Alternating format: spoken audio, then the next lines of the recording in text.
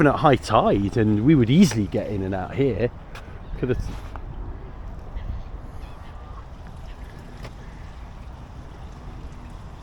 Can you get your boat in anywhere? That's the big thing. After being on holiday in France this year, and just chatting to people down there, fellow dinghy boaters, whatnot, you realise just how rubbish this country, certainly where I live, up the northwest of northern Wales, northwest of England, just rubbish for getting your boat on the sea. And where you can get your boat on the sea, they're putting more and more restrictions in, like high height restrictions, so I can't get the camper in there. I thought that might be a rant, but alas no. They're also putting more and more parking issues, so you've got to pay through the nose if you want to go away for 2 or 3 days, and it's just all restrictions, or the slipways are just closed. I've looked at quite a lot. I remember I was trying to get on the River Dee, and there's so many slipways are just closed down. So what do? It's crazy, isn't it? Really is. Never seen the bridge from this angle before. It's pretty cool, isn't it? It's the new one. The old one is literally just over there.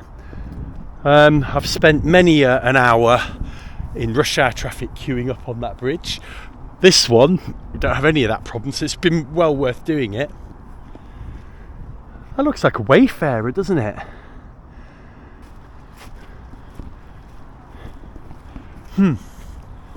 How do we get on the water here, I wonder? So we're back here again. This is the boat ramp. Well, probably used to be a boat ramp, that one, didn't it? But I wonder if you could even use it with all the grass. You definitely wouldn't be able to get the van down that ramp. You'd get stuck. Maybe we'll have a little walk down it in a minute.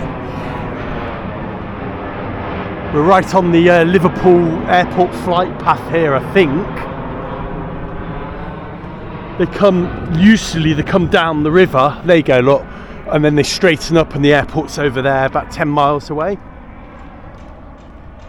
Yeah, I think that is a wayfarer, Mark III wayfarer. Sinking.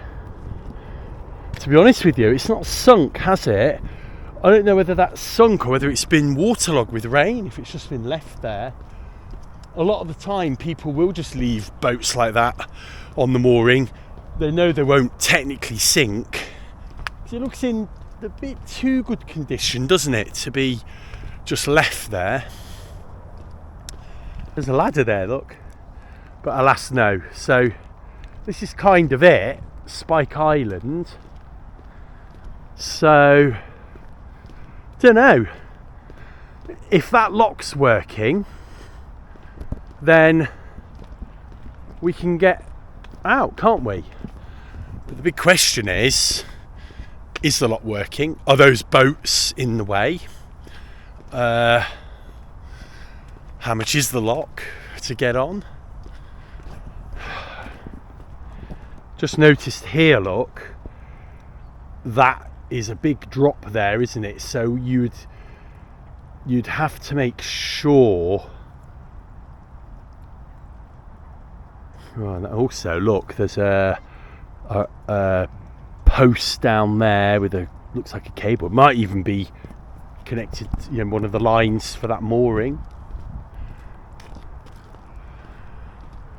The other thing is there's a lot of debris down here, so it may mean that on a spring tide you might get in here, but anything other you won't. And all that debris, when the water comes in, is going to lift, isn't it? Because it's all wood, plastic. So I don't think this is not an option, is it? But it's worth a visit. Thought I would show you, because why not? But alas, I don't think we're going to get any joy here unless we call up and see if we can get in through the loch here. So I'm just walking down here just to get a feel for it. You know, it's actually really firm underfoot. You'd drive a car in there, you know, actually. Just have to be careful. And then down here, I'm just seeing what the score is here. Just gonna... Yeah, I don't want to go much further, but it's quite firm underfoot. You wouldn't drive a car down here, but if the tide does come up to here, which maybe it does regularly, because you can see where the grass, and I think this is salty, this water, so you can see where the grass isn't growing, then maybe the water comes up to there. I don't know, maybe.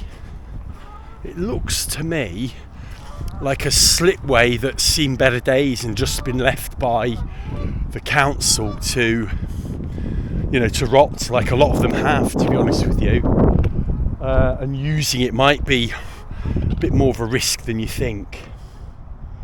It's the Transpennine Trail, and actually, is that the canal that goes to Hull or Hornsey? I don't know if that's rail.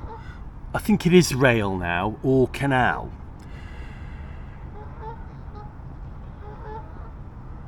Oh no, not the canal, because I think the canal comes down here, around. Yeah, you come on it this side, around here.